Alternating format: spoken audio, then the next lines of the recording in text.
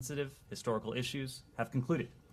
We encourage the ROK and Japan to build on this step to continue to advance their bilateral relations.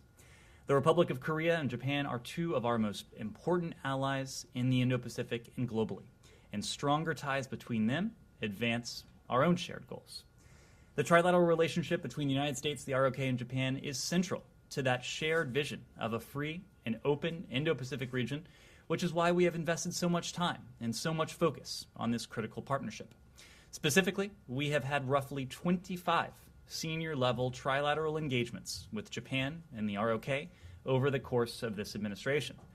This includes engagements from Secretary Blinken, Deputy Secretary Sherman, Special Representative for the DPRK, Sung Kim, and of course from President Biden himself.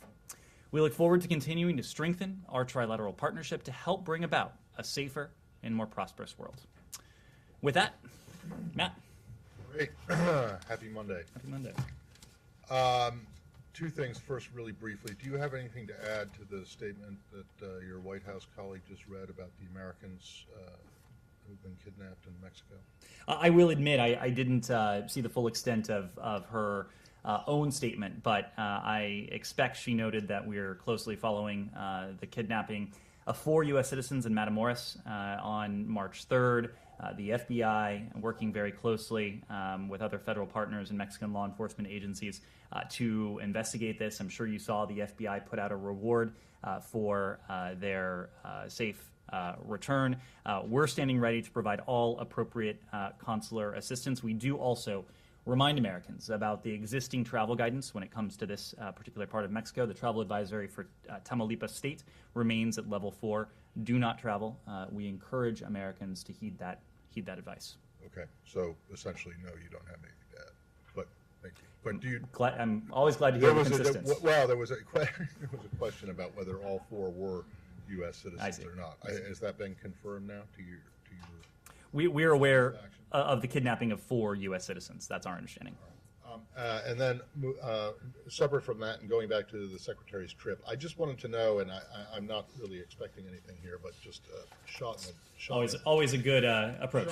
Shot in the dark here. I'm just wondering, after his 10-minute or less than 10-minute exchange with Foreign Minister Lavrov, if there has been any follow-up to that, or any conversation at a notable level between you guys and the Russians, or if he left that exchange, that encounter, with the idea that there might be in the near future.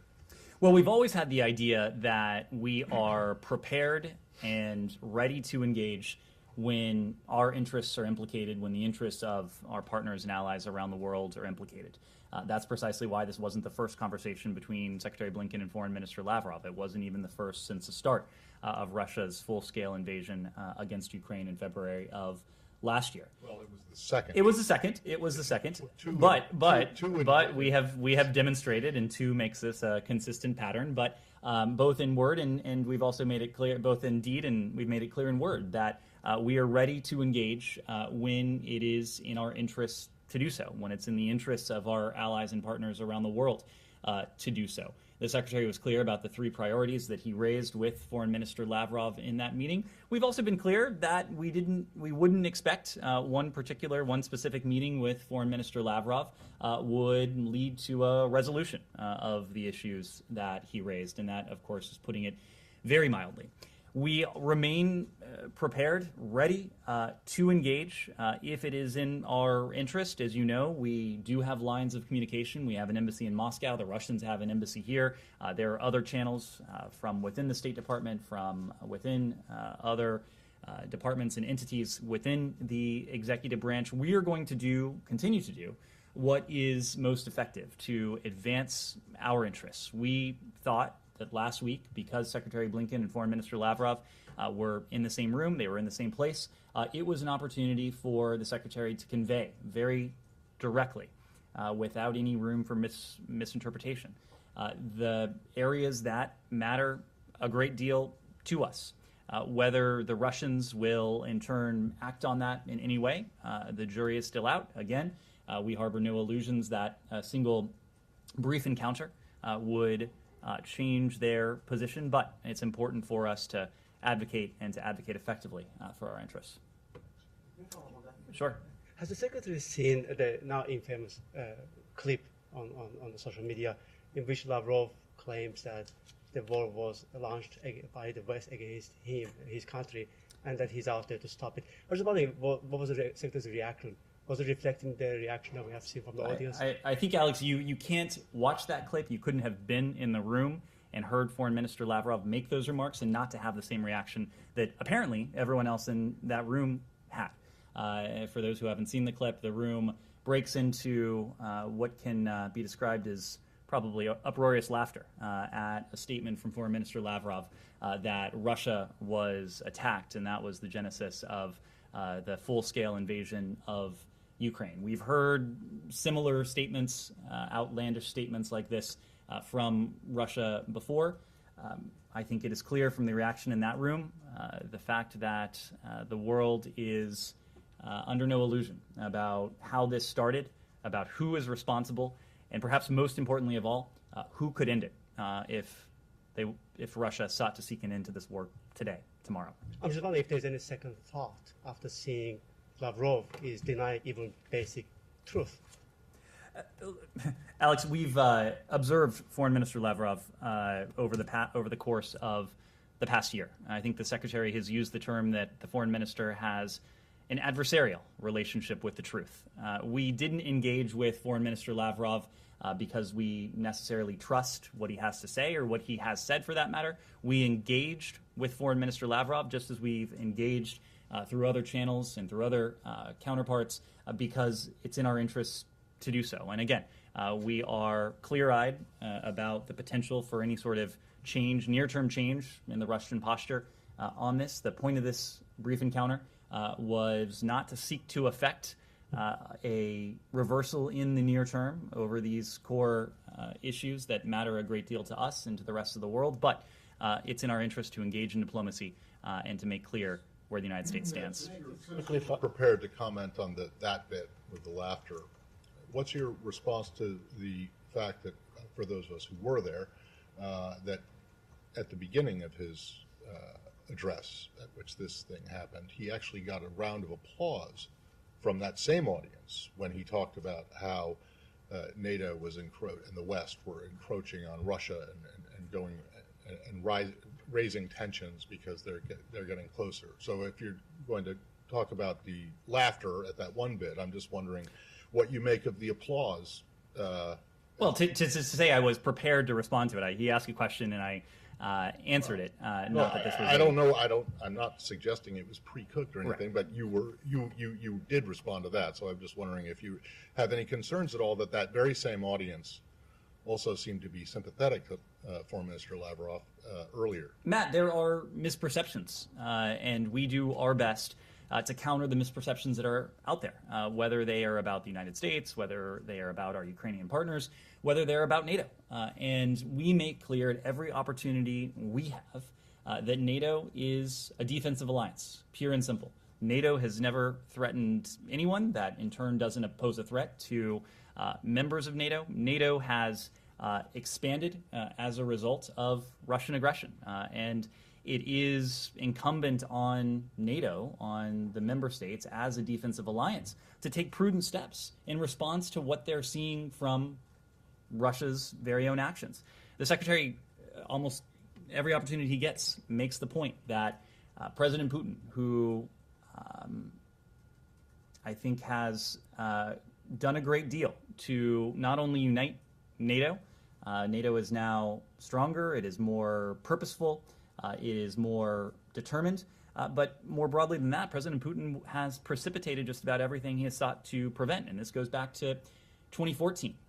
Whether you look at popular opinion of NATO in a place like Ukraine, whether you look at the Wales commitments that resulted from President Putin's aggressive action in eastern Ukraine, his attempts to seize Crimea in 2014, the increase in defense spending that we've seen in the aftermath of Wales, and now in the aspirations of 2 additional European countries to join the world's strongest defensive alliance. Okay, fair enough. But you seem to be pleased by the fact that people laughed at him when he made this statement about. Matt, I was simply responding to a question. I know, but I get that. So I'm asking another question. I mean, does it not cause you any concern that the same audience was receptive to his argument that you reject, obviously, but I mean, we're talking about an audience of highly educated people in India, non-aligned country with which you are working to increase opposition to the Russian action, or the Russian war in Ukraine, and yet they seemed sympathetic not to the idea that Russia was attacked, but that somehow Russia was provoked or is threatened. Matt, Is that not a cause for concern? I think I told you at the outset that we have our work cut out for us. It is a task that we have, that NATO has, and that our allies and partners more broadly have, to combat misinformation, to combat disinformation. We know that Russia is sowing disinformation, is sowing lies about the strategic intent of NATO. We believe the best antidote to disinformation and misinformation is information. It's why we get up here and brief every day. It's why the Secretary brings reporters with him everywhere he travels. It's why we do press avails when he's traveling, especially within our emerging partners. All of that is part and parcel of it. Would you say the same about China? Would I say what about China? About promoting disinformation, trying to. I would. And just, you would. That's it. Of course, we have seen Russia and the PRC peddle misinformation and disinformation. Yes, Said. Yeah, thank you. On the issue of diplomacy, I know that the new American ambassador, Lynn Tracy, only submitted her credentials a couple of months ago, and so on. Are there any? So she met with Russian officials and so on, but has Ambassador Antonov been meeting with anyone in the State Department? Has he met with like the Secretary of State or the Undersecretary of State? Well, or the it wouldn't be within protocol for the Russian ambassador to meet with the Secretary of State. That's not his natural counterpart. But yes, without going into details of these engagements, Ambassador Antonov has had contact, including recent contact, including in-person contact with appropriate State Department officials. I asked this because I think last month he said he has not met with any American officials in a very, very long time. It may not be to the extent and the cadence of that engagement may not be to his liking, but lines of communication remain open. That is of critical importance to us, and Ambassador Antonov is one element when it comes to those lines of communication. And one quick follow-up. Secretary Austin said from Jordan yesterday that the fall of Bakhmut is not going to change the course of the war. Can you comment on this? I mean, are you guys now prepared that Bakhmut all but has fallen? I'm not prepared to offer that assessment. Of course, our Ukrainian partners in the first instance are going to have the best tactical battlefield update. Our colleagues at the Department of Defense may speak to that as well. But the sentiment that Secretary Austin was putting forward is exactly right, as you might expect. This is a conflict a war, an invasion, I should say, whose contours were set in place on February 24th, February 25th, and the days that followed of last year. It was very clear from the earliest hours of Russia's invasion of Ukraine that whenever this ended, it would end in a strategic failure for Russia. That's because the Ukrainians made very clear in the earliest hours of this conflict that the goals that President Putin sought to pursue, the fall of Ukraine, the fall of its government, the subjugation of its people, the erasure of its identity, essentially the subjugation of the country itself, would not be in the cards. And so, yes, we have been very clear that there are going to be tough days ahead. Fighting, while it has lulled somewhat during the winter months, it has continued to rage. Especially in the East, especially in the South. There have been incremental gains by both sides. We expect that dynamic to continue. The only reason a town like Bakhmut, which I believe, as Secretary Austin said, holds very little strategic import, is in the news, is in the headlines, is because the Russians have nothing else to point to over the course of more than 12 months of a brutal invasion, of their own brutal aggression. Were the Russians in any had they had any sort of success in this effort, the fall or the fact that a place like Bakhmut is being contested wouldn't even register halfway around the world. The fact that it is, the fact that people are focused on it is because the Russians have nothing to point to during the course of their 12 months of brutal aggression against Ukrainians. The Ukrainians are, as they have across the country, making a valiant effort. The broader strategic tide of this invasion, we think, is set in stone. This will be a strategic failure for Russia. The Ukrainians have demonstrated that they are in a position not only to withstand advancing Russian forces, but to take back territory that has been wrested away from them. That won't change. Jenny. Thank you. Regarding the South Korea and Japan did make a decision on historic resolutions. Many Koreans still do not agree on the solution of history between South Korea and Japan. And this is because Japan has not formally apologized. How do you view on this? Well, first and foremost, we've heartily welcomed the announcement between these two allies of ours, Japan and the ROK. These issues of history are difficult, they're complex, they are complicated, but both President Yoon, Prime Minister Kishida have demonstrated bold vision, they have demonstrated courageous leadership by taking this step forward. The United States is an ally to both of these countries. We have a rock solid bilateral relationship with both Japan and the ROK. We have sought from the earliest moments of this administration to deepen and to advance the trilateral relationship. And I spoke a moment ago to some of the metrics that speak to that, some 25 trilateral engagements, several on the part of Secretary Blinken and his ministerial counterparts, several on the part of Deputy Secretary Sherman and her counterparts, Sung Kim and his counterparts, in person, over the phone, as well, of course, with the leader-level engagements that President Biden has taken part in as well. And we're doing that because the trilateral relationship is critical to a vision we share with both countries for a free and open Indo-Pacific. You can talk about it in terms of specific issues, in terms of the importance of trilateral cooperation on the challenges that are posed by the DPRK, but it's also in some ways broader than that. And these are countries with whom we share interests, we share values, and at the crux of both those interests and those values is that very same vision for a free and open Indo-Pacific. So we very much welcome the step forward that Japan and the ROK announced today, and the United States is going to continue to be a partner to do what we can to help these countries as they continue to take additional steps.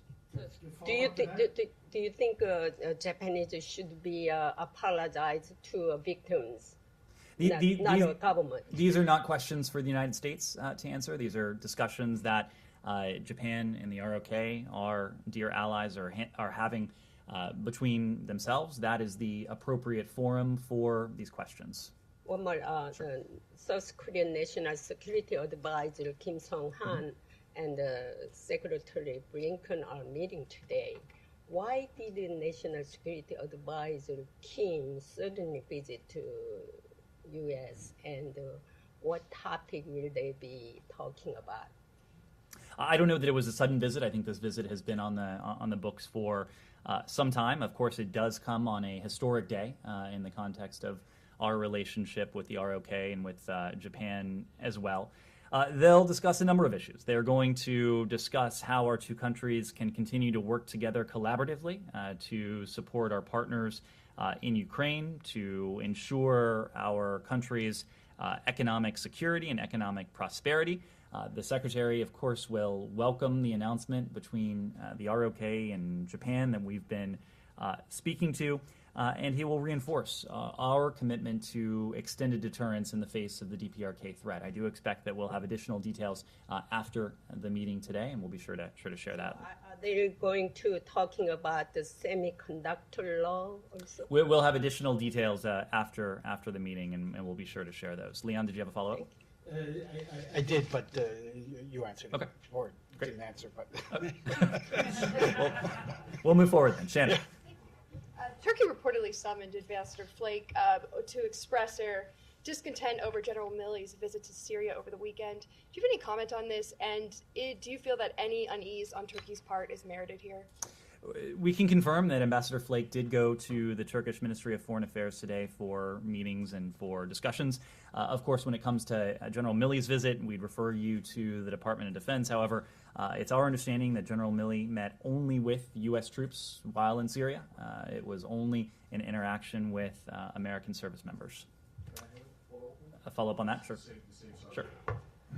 What you just said, that he was only there to meet with U.S. Officials, that is disputed by media that is close to the SDF, YPG, and they're saying that he did indeed meet with Mazlum Abdi, the head of the SDF.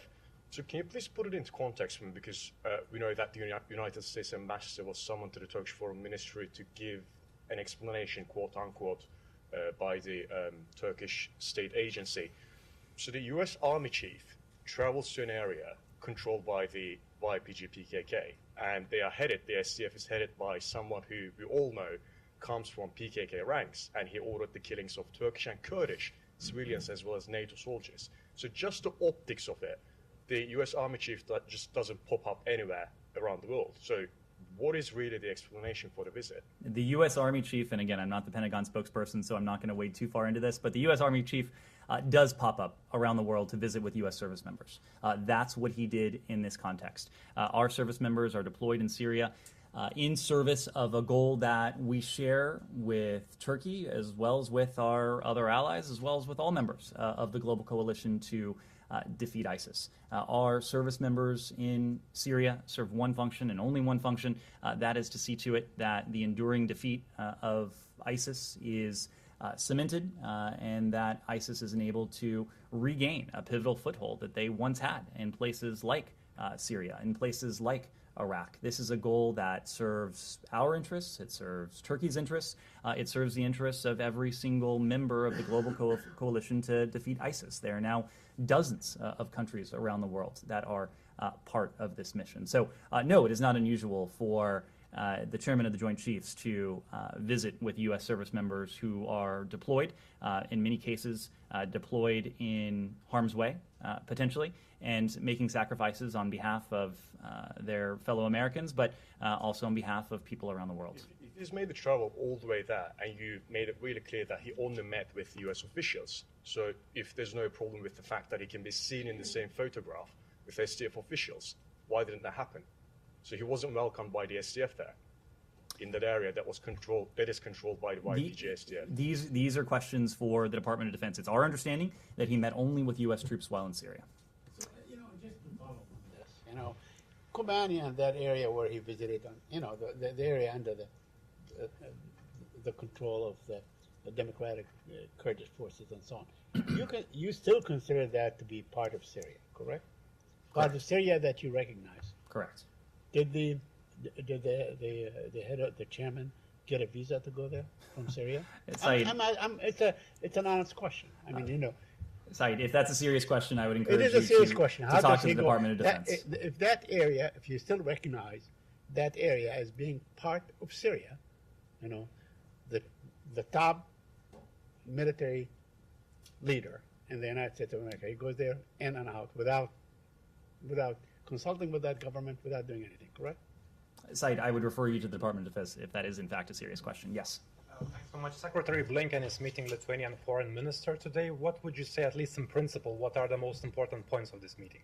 So we will have a fairly robust readout coming out of this meeting with our Lithuanian counterparts. But Lithuania is a critical ally of the United States. We share goals, of course, and interests as members of NATO. We share a number of economic interests.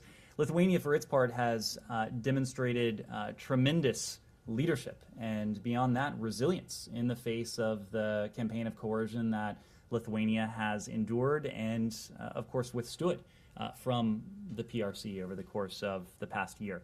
So we'll have a pretty robust readout to offer in the aftermath of this meeting, but it's important for Secretary Blinken to sit down with his Lithuanian counterpart to discuss these shared interests, to discuss the values that unite our two countries, and really to commend Lithuania for the leadership and resilience that it has demonstrated across the board. Leon, go ahead. Yeah, no, I was wondering, the Secretary is also meeting a senior Israeli official today, and this comes after the trip of the head of the IAEA in Tehran. We came back and said there was progress in the negotiations of cameras and so forth. So what is the U.S.'s assessment of Grossi's trip to Iran, and where do you stand on potentially introducing a resolution or not during this Council of meetings in Vienna? Sure. So first, on the visit of the Director General to Tehran over the weekend, we welcome and appreciate the efforts of the IAEA Director General Grossi to engage on the importance of resolving longstanding questions related to Iran's safeguards, obligations, and on other matters related to its nuclear program. In the joint statement that was announced on March 4th between Iran and the IAEA, Iran committed to take important steps and expressed a readiness to provide long overdue cooperation with the agency on the outstanding safeguards issues. We expect, most importantly, Iran to take prompt and concrete action in line with the joint statement. Too many times in the past, we've seen Iran issue vague promises, only never to follow through. We in the IAEA Board of Governors have been clear that Iran must cooperate with the IAEA fully and without delay, and we look forward to additional reporting from the IAEA in the coming weeks on the steps taken by Iran. When it comes to the meeting of the Board of Governors, of course, Iran will be a topic at the Board of Governors. We're engaged with our European allies. We're also engaged with the IAEA itself on the most effective means by which to see to it that Iran is held to the commitments that it has made. Yes, go ahead. I have a question on the Americans kidnapped in Mexico. The Mexican president said that they have information that the Americans crossed the border to buy medicines in Mexico, and then they were detained after a confrontation between groups. I've seen other reporting that said a U.S. official said that they had traveled to the border city for medical procedures, citing receipts found. Can you just clarify confirming either the Mexican president's comments or what can you tell us of what's been circulating? I've seen these same reports. Unfortunately, I'm not in a position to confirm any of them, in part because this is an active investigation. The FBI is working very closely with Mexican counterparts in an effort to safely recover these Americans. So we wouldn't want to get ahead of that investigation to the extent we do know details, but details are also quite scant at this time. But you wouldn't refute what the Mexican president... I'm just not going to weigh in. I've seen those same reports. And then one quick follow-up. I know you said you don't want to say too much, but is the State Department aware of video that's been circulating online showing a white van with people getting put into the van? There's been a lot of photos and videos circulating online. I'm just wondering if authorities are at least looking into that, if you can kind of confirm whether those are authentic leads in this incident. These are questions about an ongoing law enforcement investigation. Certainly we're not going to comment on any active leads. I believe the FBI has issued a statement where they have put out some details of the vehicle in which these individuals were traveling. But again, we'll have to refer to the FBI on those questions. Yes? Just following up on that, if there's any more information that you have or who carried this out, what is being done to get them home safely, and does this put more pressure to label cartels terrorist groups if this indeed is an act by the cartels? So these are questions, again, that are about an ongoing investigation, and especially when an ongoing investigation has the ultimate goal of safely recovering Americans who have been abducted. We don't want to say anything or do anything that could impair the ability of our counterparts in the FBI or other departments and agencies to safely carry out their mission. On top of that, information is scant at this point, so we're just not going to weigh in. Yes, in the back. I want to follow up on the announcement between ROK and Japan. The U.S. has emphasized the importance of trilateral relationship among U.S., ROK, Japan many times. And on this historical forced labor issue specifically, what kind of advice did the U.S. give to ROK before this announcement? So what kind of role did the U.S. play in this announcement? The United States has played the role of ally. The United States has played the role of partner to both countries. These are decisions that Japan and the ROK have had to make and will have to make themselves. Of course, we are going to play whatever role we can to be most helpful as we can to our treaty allies. But these are decisions that the countries themselves have had to decide to pursue. And when it comes to the decision that was announced today, it is something that we heartily commend because we welcome the advancement of the bilateral relationship between the ROK and Japan, but it's also critically important to us that the trilateral relationship between Japan, between the ROK and the United States is as deep and effective and seamless as it possibly can be, not only for the core challenge that is the DPRK and its nuclear weapons and ballistic missile programs, but also for the shared vision our three countries have of a free and open Indo-Pacific region. Kylie? Sure. There's a Financial Times report that Speaker McCarthy has been convinced by the Taiwan government to actually meet with their president in California instead of Taiwan due to concerns about a Chinese aggressive response to that visit. Has the State Department been involved in discussions about planning of that meeting between the two? So first, I'm not aware of any confirmed travel on the part of President Tsai to the United States. I'm specifically not aware that our Taiwanese partners have announced any travel. So I would need to refer you to President Tsai's office, to Speaker McCarthy's office for any additional details beyond that. But just from a policy and planning perspective, would this department be involved in those conversations? Congress is an independent, co-equal branch of government.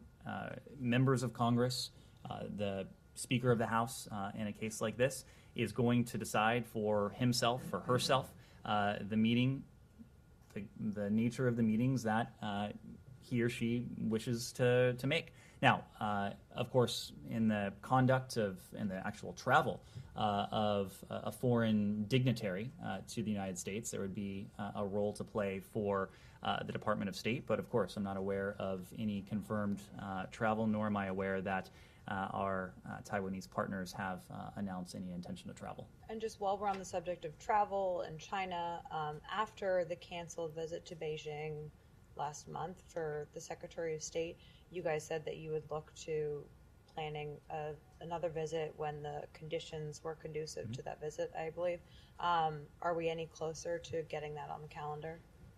What we said in the aftermath of that postponement, we pointed to the meeting between President Biden and President Xi, the meeting they had in Bali in November of last year, where there was an expansive agenda on the table. It was an agenda that had different elements, but the crux of that agenda was the priority we place, both of our countries place, in seeking to see to it that competition doesn't veer into conflict, in our shared efforts to build a floor on the relationship and ultimately to establish guardrails to see to it that areas that are potentially conflictual don't actually verge into the realm of conflict.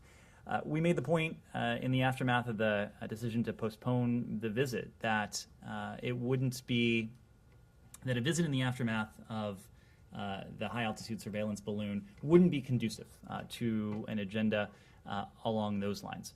We still have lines of communication with our POC counterparts. We wish we had more and in some ways deeper lines of communication with our PRC counterparts, but the Secretary, when the time is right, when the conditions are in fact conducive to a meeting with his counterparts in the PRC, is prepared to travel. This is a decision that we are going to discuss internally within the department and across the executive branch, but also I expect there will continue to be conversations between the United States and our PRC counterparts on this. So conditions aren't conducive right now.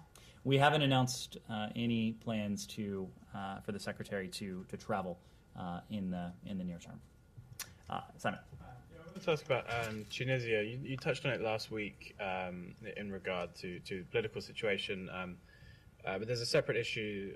The World Bank has today said that, or yesterday I think in a note said they're going to pause future work with Tunisia over the president's statements regarding migrants from sub-Saharan Africa. I wondered if, I don't think you've spoken on that particular issue, the president's comments and also the country's crackdown on migrants. I wondered if you had any comment on that and whether we could expect, any kind of pause or disruption to U.S. aid arrangements to Tunisia. Well, as you heard from the World Bank, we too are deeply concerned by President Said's remarks regarding migration from sub-Saharan Africa to Tunisia and reports of arbitrary arrests of migrants in recent weeks.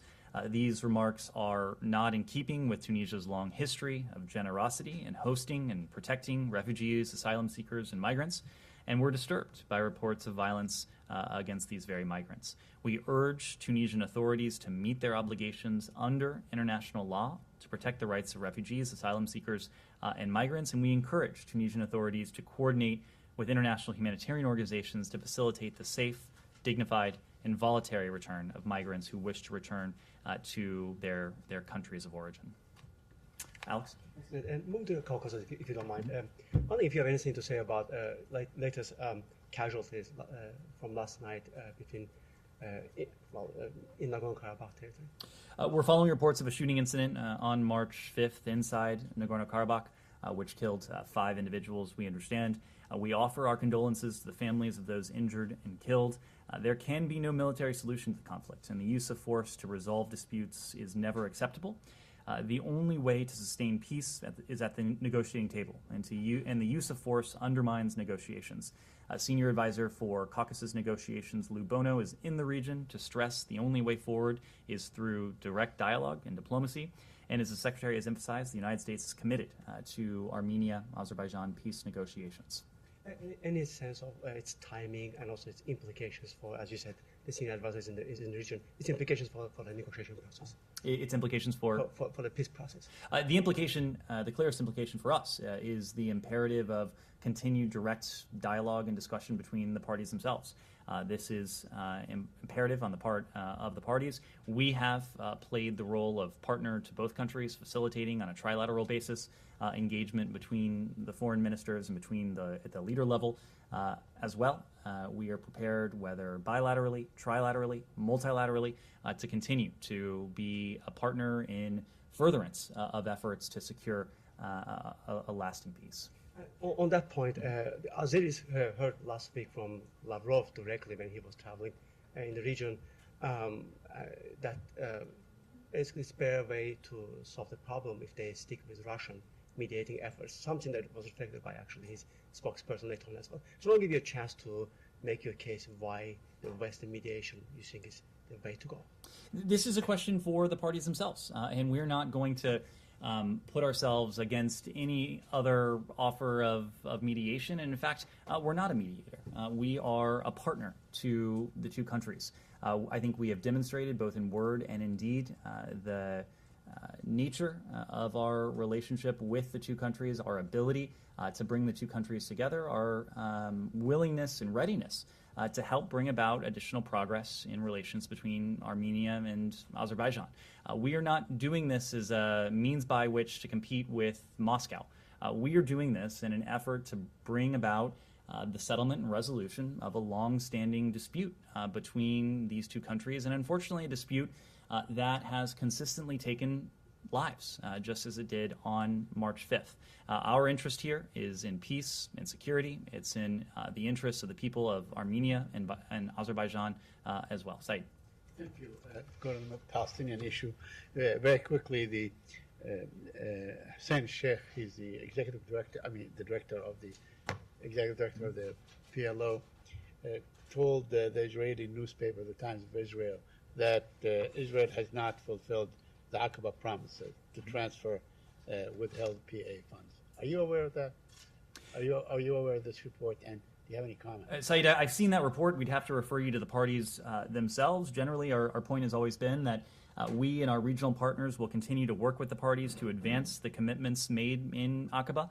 Resulting from Aqaba was a public statement that spelled out commitments on the part of the parties. I'm not aware that the commitment that you referenced was actually in the communique from Aqaba. Okay. Are you satisfied with Israel's fulfillment of all the elements that came in the communique? What's most important to us, Saeed, is that the parties fulfill the commitments they've made. I don't think we're ever going to be able to render a verdict on whether their work is complete. This is an incomplete project because tensions do remain high. The situation on the ground remains tenuous. And so especially as that's the case, it's imperative that the parties adhere to the commitments that they made to one another, the commitments that they made to the United States, to Jordan, to Egypt as well. These commitments are important in and of themselves, but if and when implemented, these are important commitments that can help to de-escalate tensions, that can help to restore the overriding sense of calm that we and our partners in Egypt, Jordan, and throughout the region would like to see return. Okay, but going back to the settler attacks last Sunday the 26th of February, while it was, shown all over the world and so on, settler violence continues. I mean, almost every day, and most of the time with the protection of the Israeli army. So I don't know, all these communiques and all these talks and so on that you talk with the Israelis or the Palestinians and so on has not seemed, at least till now, a week has elapsed, to really impact or to stop Israel from at least giving cover, the Israeli army giving cover to settler violence. Do you have any comment on that? Saeed, we believe it's critical that both parties refrain from unilateral steps that serve only to exacerbate tensions and undercut efforts to advance a negotiated two-state solution. We've been unequivocal in condemning any and all forms of violence. We are agnostic as to the perpetrator. Violence is never appropriate. It is never acceptable. We condemn it regardless of who's behind it. Is this an issue that you will be discussing this afternoon with Minister Ron Dermer? Minister Dermer and the National Security Advisor have a portfolio of regional security issues.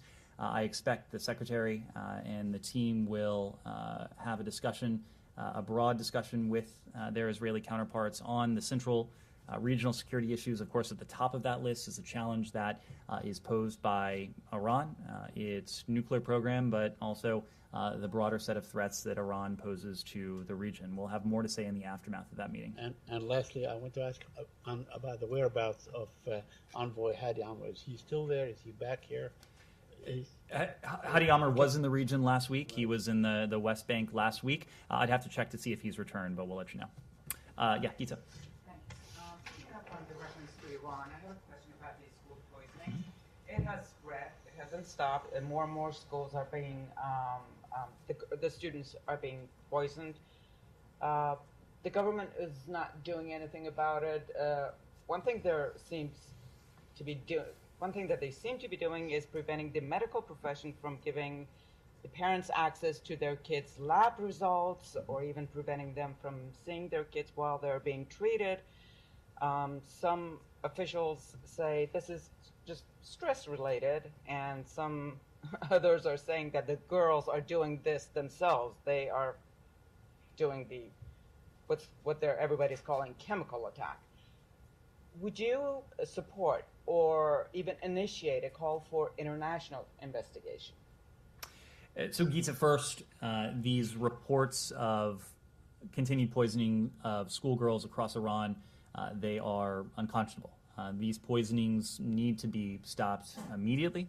Women and girls in Iran, and women and girls everywhere, for that matter, have a universal human right. It is the universal right to education. It's essential to advancing economic security, prosperity, realizing their potential, whether that's in Iran or anywhere else. There must be accountability for those responsible for what is happening. To your question, if these poisonings were found to be related to women and girls' participation in protests, then it would be within the mandate of the UN's independent international fact-finding mission on the Islamic Republic of Iran to investigate. Our thoughts do remain with all of those who are suffering from this. And to the other element of your question, we are alarmed by what we've seen on the part of Iranian authorities. The reported arrests of a prominent journalist, Ali Portabatai, for investigating the poisonings. We're also alarmed by reports that Iranian authorities have intimidated parents, that they have intimidated medical professionals into silence. The entire world is greatly concerned about these poisonings. Iranian authorities should cease suppressing the media and allow them to do their jobs. The same is true for medical professionals. The same is true for parents who are attempting merely to care for their children. There must be accountability for these poisonings, and most importantly, they must come to an end. Well, the fact-finding mission's mandate is long. How about, I don't know, the WHO or the International Red Cross? Would it be possible? Would you call for that? Do you think that's something that would be more credible than the government itself doing the investigation? So I'm not going to speak for any other organization that may or may not have a role in this, but there is a fact-finding mechanism within the UN itself. There was a fact-finding mechanism within the auspices of an existing UN body. If it is determined that there was a motive at play and an effort to suppress the ambitions, the abilities of women and girls in Iran, we do think it would be appropriate for that particular body to, within their mandate, to investigate. Well, how do you determine the motive? Presumably you don't trust any Iranian investigation. So how do you get to the point where you can say that, okay, this now falls within the purview of the... So the world, Matt, is watching very closely. And we are, even in the midst of Iranian attempts to intimidate and to suppress information that is reaching the rest of the world, we've been able to see these reports. We've been able to see video. We've been able to hear firsthand accounts. I think it will become clear to the world what is or what is not happening if that information continues to emanate from Iran. We'll continue to watch very closely, and we'll continue to call for what's appropriate and effective. But you haven't, based on what's come out so far, you have not been able to assign motive. That's right. What makes you think that, I mean, this has been going on for some time now. That's right. So you're confident that without an international investigation or an international fact-finding mission or something like that that could get inside Iran and look to see what a motive might be or is, you can determine that anyway? We've been able to see with our own eyes through news reports, through reports that are emanating from Iran, video footage of this as well. I suspect we'll continue to learn more about this if these, unfortunately, continue. We want to do what is most effective, what we think will help to address, that will come to the aid of women and girls who's been subjected to this. Most importantly, these reported poisonings need to come to an end. There have also reports about Iran? discovery of secret jails in Iran where they torture those girls that are arrested. Do you have any comments on that? We've seen these reports of attempted suppression on the part of those who are reporting on this. We've seen reports as well that those who may have been subjected to what is afflicting these girls in Iran may also have been intimidated and the subject of repression themselves. Of course, all of this is greatly concerning for us. Yes? Yeah, the foreign minister in Iran spokesman today said his country is still exchanging message with Washington, and he expressed commitment to diplomacy, as he said, to resolve the differences and the nuclear negotiation issue. Can you confirm that about the message? And what's your comment? Why did he? Why? How do you read it? I haven't seen the full context of these remarks, but what I can tell you is that we have heard plenty of misleading and outright misleading statements and outright lies from Iranian officials over the course of weeks now. The JCPOA is not on the agenda. It has not been on the agenda for some time. What has been on the agenda are three primary topics: the violence and the repression, the efforts on the part of the Iranian regime to suppress its own people, Iran's provision of UAV technology to Russia, and then, of course, Iran's continued practice of wrongfully detaining Americans in Iran. We have means by which to make our positions and to make clear the priority we attach to each of those issues, but we're just not going to speak to the particular channels. Yes. So you denying that you're exchanging messages with Tehran with respect to the nuclear negotiation? The JCPOA is not on the agenda. Yes. I also want to follow up on South Korea-Japan agreement about the wartime labor issue. In the wake of this agreement, Japanese government said it would start a process to lift restriction on the semiconductor material export to ROK. So do you support this movement as you seek a stronger supply chain among U.S. allies? These are questions for the governments of the ROK and Japan themselves. We support any effort that seeks to improve and to advance the relationship between our allies, the ROK and Japan, because that in turn supports the trilateral relationship that we have cultivated and we have focused on to such a great detail, over the course of this administration. I should say, for Secretary Blinken himself, this is something that has been a focus of his for even longer than that. When he was Deputy Secretary of State in the final 2 years of the Obama-Biden administration, this was a priority of his to cultivate and seek to support better relations between these two treaty allies. We have come a ways from where we were 10 years ago. Today's step is a very positive development, one we heartily commend, and we hope to see our treaty allies continue to build on this going forward. Yeah. Questions on Russia. Thank you. The United States refused to issue visas to Russian diplomats who were heading to New York this week for an event at the United Nations. Do you have any comment here? I don't. If we have anything to offer on that, we will. Okay, and one more question. The New START treaty, as you know, expires in less than 3 years. Should Washington and Moscow fail to agree on extension in February 2026, are there any contingency planning you're doing now for this scenario, or are you planning anything for this case? I think your question gets far ahead of where we are, and I say that because Moscow has announced its purported suspension of implementation of the New START agreement.